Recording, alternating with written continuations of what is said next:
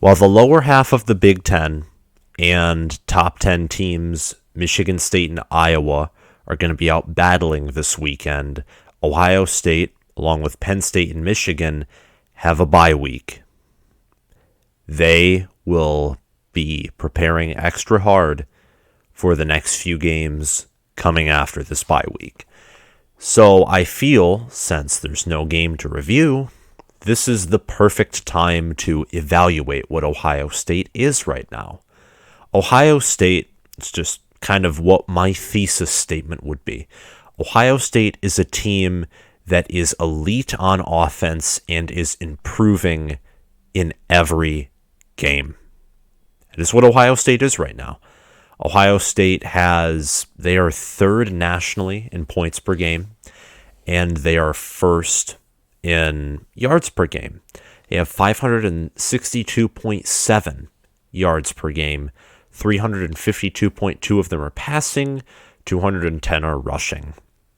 Got Treveyon Henderson, Mayan Williams, Master Teague. That's their running back room, which is crazy. Their quarterback room has Kyle McCord, Jack Miller. You can never forget starter CJ Stroud, who looks like he could jump back in the Heisman race. And you can never forget the offensive line, tight ends, and the elite wide receiver room that Ohio State has as well. This offense is rolling. I mean rolling.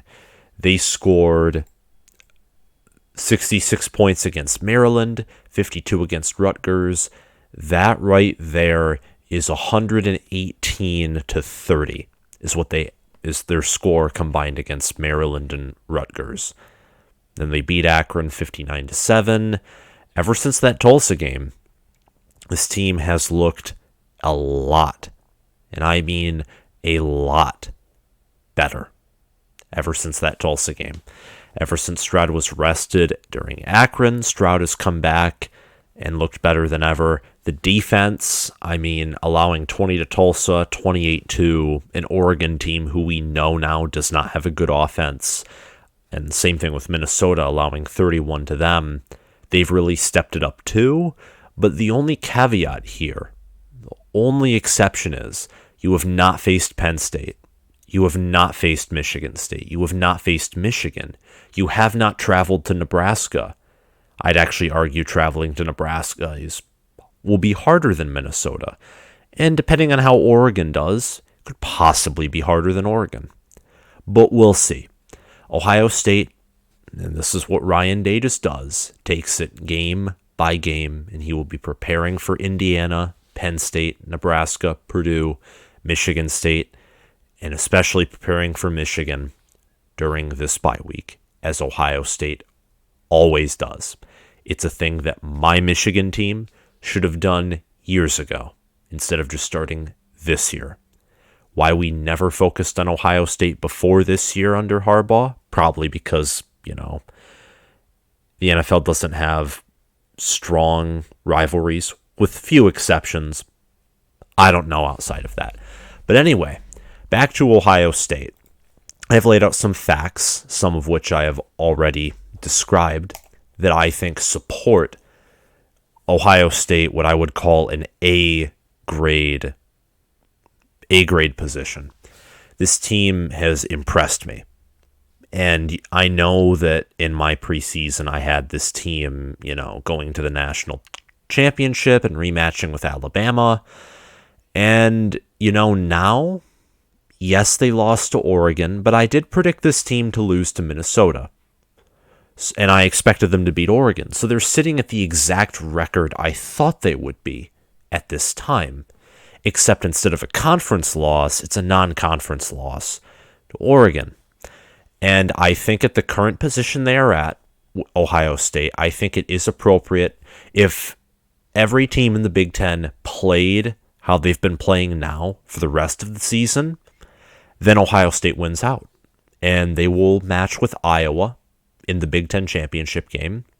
And while Iowa may have a few tricks up its sleeve, they may pick off Stroud a few times, they may get in Ohio State's offense's head, I'm going to have to give Ohio State the benefit of the doubt here, since they have won 4 straight Big Ten championship games. I just have to give them the benefit of the doubt. So that's that. But looking at some of the facts here, the offense is elite at every position, especially at wide receiver. I mean, you got Jackson, Smith, and Jigba, 5-star, obviously highly recruited. He has 452 yards, 3 touchdowns, 23 receptions. Garret Wilson is actually the leader in receptions and receiving yards, 546 yards, 31 receptions, 6 touchdowns. Chris Olave has 30 receptions, 494 yards, and 7 touchdowns. You also have Treveyon Henderson, who has 154 receiving yards and 2 touchdowns, and Jeremy Ruckert, the reliable, strong, built tight end, with 139 receiving yards and 1 touchdown. I mean, you just have that elite receiving core. I know Ruckert is a tight end and Henderson's a running back, but this team can catch the ball, they can make moves with the ball, they can just do everything with the ball. And the wide receivers, I mean, Stroud, look, he looks great. I still do not think he is Justin Fields, but the difference is, and I said this before the season, this wide receiver core is better than anything Justin Fields has had. Anything. It is so elite. This wide receiver core at the end of the year, we might be comparing this to Alabama's from last year. Like, John Mechie, Devonta Smith, include Jalen Waddle in there. And, seriously, this is some serious talent at the wide receiver position. Can't ignore it. Absolutely can't ignore it. I said that even if Stroud was an above average QB, this team would likely win 11 games and likely win the East because of just how good this wide receiver room is. If CJ Stroud, and this may sound almost wrong to some of you Ohio State fans, but if he played the way he played against Tulsa and Oregon and Minnesota, if he played like that the rest of the year, granted, I didn't think the Big Ten would be this strong, you'd probably only lose one more game. Maybe you'd sneak away and win all of them. That's how good this wide receiver core is. They will cover for some of their quarterback's mistakes, and it works really well, especially when CJ Stroud is everything but an average QB. He looks so far after he was rested to be a great QB. Ohio State again leads the nation in yards per game, is third in points per game. Already mentioned how Stroud has recovered nicely since he was rested. He didn't throw a pick against Rutgers, and he did not throw a pick against Maryland. Correct me if I'm wrong, but I am pretty certain he did not. He has thrown 18 touchdowns, only 3 picks. He is 4th in QB rating. And yeah, those stats look pretty similar to Fields, but I'm going to hold off on that comparison until I see just a little more action. And again, this wide receiver room is amazing. It's absolutely amazing. 5 touchdowns against Maryland, 5 against Rutgers, completed over 72% of those passes in those games. And granted, Rutgers and Maryland, again, they don't have Oregon's defense. I'd argue Minnesota even has a better defense than those. Only Tulsa, which Stroud was again injured in that game, would likely have a worse defense. So just some very impressive numbers there, and I'm just overall impressed. He's also 14th in passing yards, that with being 4th in QB rating.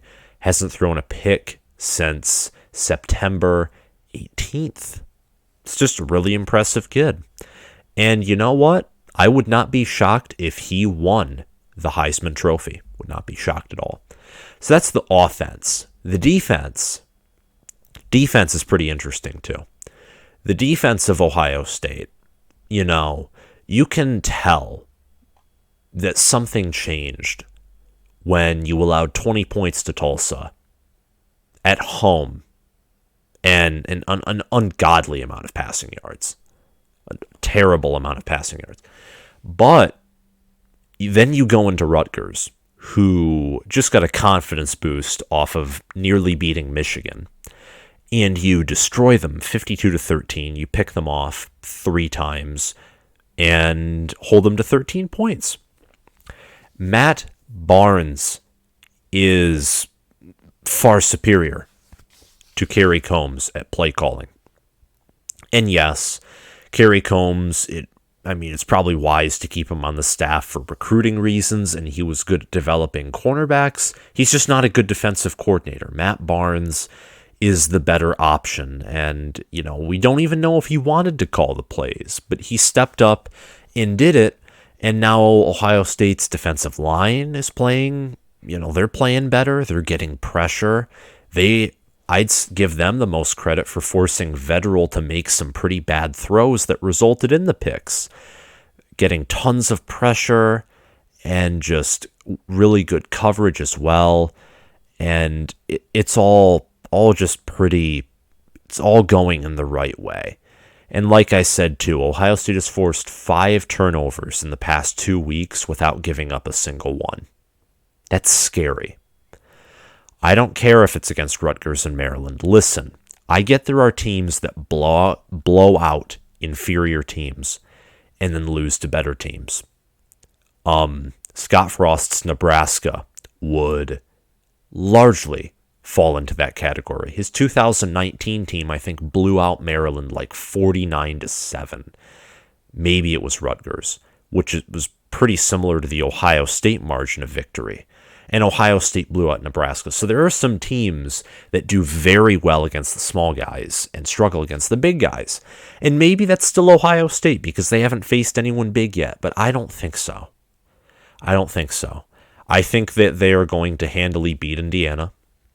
I think that this team, with Clifford being injured and just, 7 to 9 Penn State players being injured, that messed up Penn State's chances, in my opinion, of beating the Buckeyes. There's always a chance, but it's in Columbus. Roberson is going to be getting snaps, and that's going to be taking away from Clifford's practice because, until Clifford can be active for the Ohio State game, you're going to have to give your backup, some practice snaps to prepare him. And Clifford, last time I checked, isn't throwing during practice for now. Still an upper body injury. Franklin isn't, sharing much with it. He normally doesn't. I think that's a win. Nebraska could be a challenge. I think, people are disrespecting Nebraska too much. They're a lot better than their record. But Ohio State's Ohio State. And Nebraska, they're not even top 20 talent anymore, despite their brand. That's just kind of how, because of all the losing seasons and because the rebuild, people just, Adrian Martinez is the most talented guy on that team. That's all I'm going to say. Purdue, that'll be a blowout. Michigan State, they look really good right now, but I think Ohio State would tear that team to shreds, possibly even more so than Nebraska and Indiana, just because the matchup, Michigan State's strength is their offense, but they have a terrible passing defense, and we've seen what Ohio State's pass game can do. And finally, Michigan. Michigan, my team. I would love to say that we have the best chance of beating you, but that's not even saying much. I don't think with how our pass defense is right now, it was exposed by Nebraska. The Nebraska game told me in our current state we will have no business beating you. We won't. Absolutely none. Your pass defense, I would still say, is more of your weakness on defense, but we don't pass well. We run well. And your defensive line, how it's playing right now, would contain our run enough to where we would be forced to throw. I don't have enough, faith in Cade. In conclusion, Ohio State, you look at everything in the outlook, and they are set to return to Indy. So my midseason analysis is this team is a playoff team. I don't know if they will reach the national championship game. We'll have to see. But from what I can tell, this team is a playoff team. This team has potentially and actually likely the best offense in the country. This team's defense is certainly gaining competency. You should keep Matt Barnes as your DC because he took over a mess and fixed it to a good degree. So Ohio State's in a pretty good position. I think that, there were a lot of people saying they weren't going to win the East. I think that is being proven wrong at this moment. But at the same time, despite all this analysis, in the end, we just have to sit back, relax, and watch the kids fight it out on the field. So with that, I'm going to say, that's all I just have to say. That's it, folks. Thank you for watching. And if you liked this video, if you liked my analysis of this Buckeyes team, my prediction as to where they will go from here, and just kind of my 2 cents on this team, give this video a like, hit that subscribe button, hit that notification bell, and comment your thoughts down below. Where do you think this Ohio State team goes? Do you think their offense and defense are being overhyped? And do you truly think that this team, while they're doing very well against below average and average teams, do you think that they, won't do so well if they face a Penn State or face a Michigan State or face a Michigan? Tell me in the comments below. Join this awesome community. Despite being a Wolverine here, I am Cornhusker, Spartan, Buckeye, Gopher, whatever you name it, friendly. I love having discussions, and I love this sport. Thank you all for watching, and I'll see you around.